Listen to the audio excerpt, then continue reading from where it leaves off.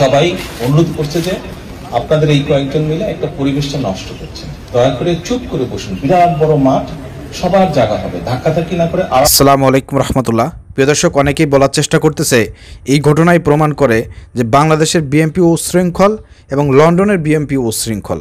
প্রিয় দর্শক, আপনারা যে প্রথমে যে ভিডিও ক্লিপস দেখলেন, সেখানে তারেক রহমান যে ঈদগাহে নামাজ পড়তে এসেছিলেন, সেখানে তার সঙ্গে তার বিএনপি নেতাকর্মীরাও সেখানে এসেছিলেন।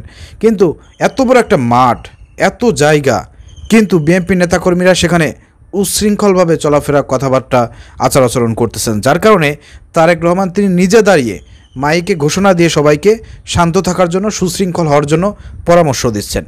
তো এই ঘটনা দেখার পরে অনেকেই নেটিজনরা বলার চেষ্টা করতেছে যে বাংলাদেশে আমরা দেখেছি বিএনপির যে সময় জনসমাবেশ হয়, তখন বিএনপির স্থায়ী কমিটির যেসব বড় বড় নেতা থাকে, মির্জা ফখরুল ইসলাম আলমগীর সহ, রুহুল কবির রিজভী সহ আরও যারা থাকে, তাদের কথা অনেক সময় আপনার তৃণমূলের যেসব নেতাকর্মী থাকে তারা শোনে না, তারা স্লোগান দেয়, তারা বিভিন্নভাবে বিভিন্ন কথাবার্তা বলে, নেতাদের কথা শোনে না, এরকমের ভিডিও কিন্তু আমরা অনেক দেখেছি।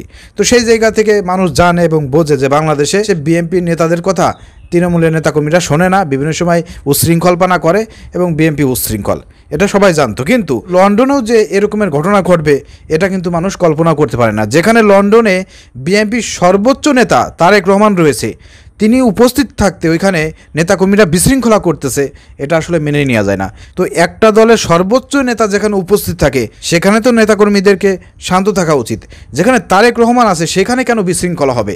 এই প্রশ্নটা কিন্তু সবাই এখন তুলে সবাই বিএনপিকে উচ্ছৃঙ্খল বলতেছে।